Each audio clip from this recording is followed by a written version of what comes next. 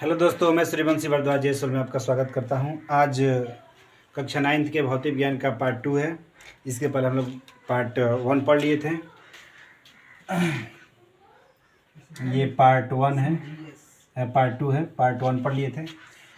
Part 1 में हम लोगों ने राशियों के बारे में समझा था, मात्रक क्या होता है उसके बारे में समझा था, और भौतिक विज्ञान की परिभाषा क्या होती है इसके बारे में हम लोगों ने समझा था। ठीक है ना।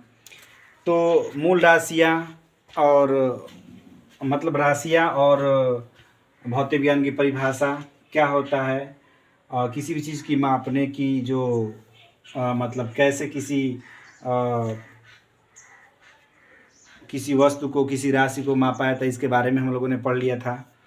अब जो है हम लोग मात्रक का भी डिफिनीशन पढ़ लेते कि मात्रक क्या होता है। अब हम लोग मात्रक के प्रकार पढ़ेंगे। मात्रक जो होते हैं 2 प्रकार के होते हैं। ठीक है ना। मात्रक जो होते हैं 2 प्रकार के होते हैं। पहला होता है मूल मात्रक। ठीक है ना।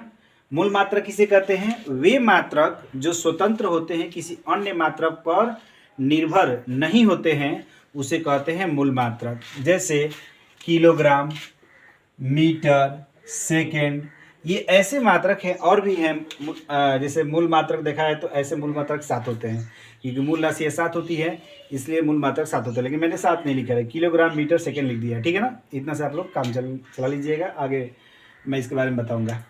ठीक है ना। तो मूल मात्रक किसे कहते हैं कि वे मात्रक जो किसी अन्य मात्रक पर निर्भर नहीं रहते हैं, स्वतंत्र रहते हैं, उसे मूल मात्रक कहते हैं। ठीक है ना। जैसे कि किलोग्राम, मीटर, सेकेंड आदि। दूसरा होता है व्युत्पन्न मात्रक। व्युत्पन्न मात्रक किसे कहते हैं? वे मात्रक जो किसी अन्य मात्रक से उत्पन्न होते हैं या मूल मात्रक से उत्पन्न होते हैं, उसे क्या कहते हैं? व्युत्पन्न मात्रक। व्युत्पन्न शब्द का अर्थ ही है उत्पत्ति, माने व्युत्पन्न मतलब किसी दूसरे मात्रक से उत्पन्न होना। तो वे मात्रक जो मूल मात्रक से उत्पन्न होते हैं उसे क्या कहते हैं? व्युत्पन्न मात्रक कहते हैं। ठीक है ना। जैसे कि मीटर प्रति second, metre second square, metre square, metre घन metre, kilogram, metre second inverse आदि। अब देखिए, मीटर भी मूल मात्रक है, सेकेंड भी मूल मात्रक है। अब दोनों को मिला दिए तो ये बन गया व्युत्पन्न मात्रक। ठीक है ना। उसी तरह मीटर भी मूल मात्रक है, सेकेंड भी मूल मात्रक है, दोनों को मिला दिए तो बन गया मूल मात्रक, व्युत्पन्न मात्रक। तो मूल मात्रक, व्युत्पन्न मात्रक क्या आप लोगों को समझ में आया कि मूल मात्रक किसे कहते हैं, व्युत्पन्न मात्रक किसे कहते हैं? वे मात्रक जो किसी अन्य मात्रक से उत्पन्न नहीं होते हैं, स्वतंत्र रहते हैं, उसे क्या कहते हैं? मूल मात्रक कहते हैं। और वे मात्रक जो किसी अन्य मात्रक पर निर्भर रहते हैं, अर्थात मूल मात्रक से उत्पन्न होते हैं, उसे क्या कहते हैं? व्युत्पन्न मात्रक। ठीक है ना। अब हम लोग पढ़ेंगे मात्रकों की मानक अंतर्राष्ट्रीय प्रणाली। प्राचीन समय में विज्ञान में मात्रकों की मुख्यतः 2 प्रणालियां थी। प्राचीन समय में विज्ञान में मात्रकों की 2 प्रणालियां थी। एक प्रणाली था एपीएस सिस्टम और दूसरा था सीजीएस सिस्टम। एपीएस सिस्टम का मतलब होता है फुट पाउंड सेकेंड प्रणाली, और सीजीएस सिस्टम का मतलब होता है सेंटीमीटर ग्राम सेकेंड प्रणाली। यही 2 प्रणालियां थी, और इन्हीं के सहायता से प्राचीन समय में किसी भी राशि को मापने का कार्य किया जाता था। किंतु धीरे धीरे जैसे जैसे हमारा विज्ञान तकनीक आगे की तरफ बढ़ता गया, तो एक नई सिस्टम की उत्पत्ति हुई, जिसे हम लोग एमके सिस्टम के नाम से जानते हैं, जिसे मीटर किलोग्राम सेकेंड सिस्टम नाम दिया गया। और इस सिस्टम को एसआई सिस्टम भी कहा जाता है, और इसे ही अंतर्राष्ट्रीय प्रणाली भी कहा जाता है। आज एमके सिस्टम पूरी दुनिया में ये चीज़ें लागू है। अंतर्राष्ट्रीय प्रणाली का मतलब होता है कि देश विदेश चारों तरफ ये चीज़ें मतलब लागू होती हो। तो इसी सिस्टम का नाम दिया गया अंतर्राष्ट्रीय प्रणाली, या इसे एसआई सिस्टम के नाम से भी जाना जाता है। अब एसआई सिस्टम अंतर्राष्ट्रीय प्रणाली में 7 मूल मात्रकों तथा 2 पूरक मात्रकों के बारे में बताया गया है। एसआई सिस्टम में 7 मूल मात्रकों तथा 2 पूरक मात्रकों के बारे में बताया गया है। साथ ही क्यों? क्योंकि मूल राशियां 7 ही होती हैं। ठीक है ना। तो इसके बारे में अब आगे पढ़ेंगे कि हम लोग 7 मूल मात्रक और दो पूरक मात्रक क्या क्या होते हैं, ठीक है ना। तो इसको नोट कर लीजिए। इसके पहले मैंने आप लोग क्या बताया था, इसके पहले मैंने बताया था कि आप लोगों को मात्रकों की मानक अंतर्राष्ट्रीय प्रणाली, ठीक है ना। इसमें बताया था मात्रकों की मानक अंतर्राष्ट्रीय प्रणाली में क्या बताया था, मैंने बताया था कि प्राचीन समय में दो पद्धतियाँ प्रसिद्ध थी मापने के लिए। पहला कौन सा पद्धति था, संख्यात्मक FPS फुट पाउंड सेकेंड प्रणाली, और दूसरा CGS सेंटीग्राम सेकेंड प्रणाली। धीरे धीरे विज्ञान तकनीक जैसे जैसे आगे बढ़ता गया तो एक MKS पद्धति का विकास हुआ, जिसे मीटर किलोग्राम सेकेंड प्रणाली के नाम से जाना जाता है, और इसे अंतर्राष्ट्रीय प्रणाली भी कहा जाता है, SI सिस्टम भी कहा जाता है। SI सिस्टम के अनुसार मतलब SI सिस्टम प्रणाली में 7 मूल मात्रक तथा 2 पूरक मात्रकों का वर्णन किया गया है, मतलब इसके बारे में बताया गया है। SI सिस्टम में 7 मूल मात्रक तथा 2 पूरक मात्रकों के बारे में बताया गया है। वो 7 मूल मात्रक क्या है, तो आइए देखते हैं। देखिए 7 मूल मात्रक, जिसमें लंबाई, द्रव्यमान, समय, ये राशियां हैं, और ये मूल मात्रक है मीटर। तो 7 राशियां हैं, लंबाई, द्रव्यमान, समय, ताप, विद्युत धारा, ज्योतिर्विद्युता, आणविक मात्रा, ठीक है ना। लंबाई को L से प्रदर्शित करते हैं, मीटर को M से, और सेकंड समय को T से, ताप को थीटा से, विद्युत धारा को A से, ज्योतिर्विद्युता को I से, आणविक की मात्रा को Q से प्रदर्शित करते हैं। लंबाई का मात्रक होता है मीटर, इसका प्रतीक होता है M। द्रव्यमान का मात्रक होता है किलोग्राम, इसका मात्रक प्रतीक होता है किलोग्राम kg। और समय का मात्रक होता है सेकंड, इसका प्रतीक होता है S। और केल्विन या डिग्री सेल्सियस का ताप का मात्रक होता है केल्विन या डिग्री सेल्सियस, इसका प्रतीक होता है K या डिग्री सेल्सियस। और विद्युत धारा का मात्रक होता है एम्पियर, इसको A से प्रदर्शित करते हैं। कैंडिला को ज्योतिर्विद्युता का मात्रक कैंडिला होता है, इसे CD से प्रदर्शित करते हैं। और आणविक की मात्रा या पदार्थ की मात्रा होता है, उसे मोल से प्रदर्शित करते हैं, ठीक है ना।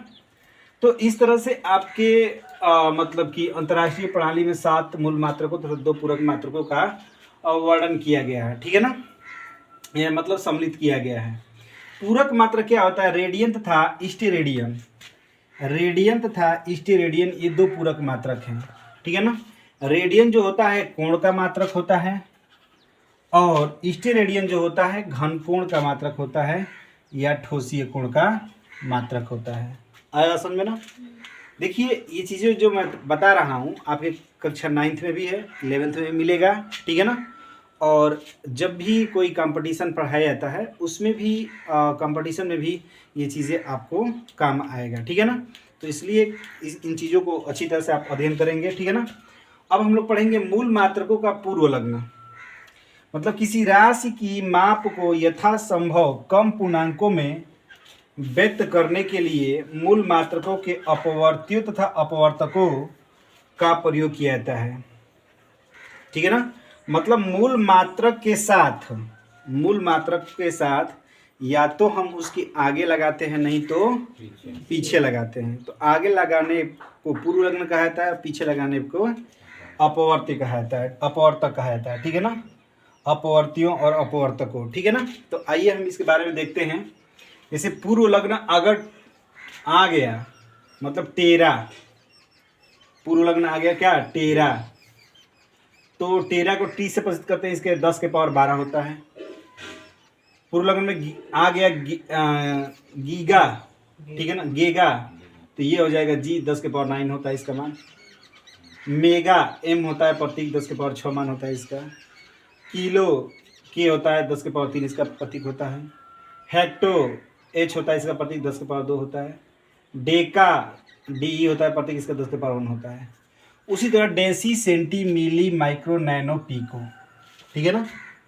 अब डेसी का जो होता है 10 के पावर -1 होता है, अपवर्तक D से प्रदर्शित करते हैं। सेंटी को C से 10 के पावर -2 होता है। मिली को M से 10 के पावर -3 से, माइक्रो के ये माइक्रो का प्रतीक है, ठीक है ना, 10 के पावर माइनस 6 से। और नैनो को, इसको माइक्रोन भी कहा जाता है, ठीक है ना।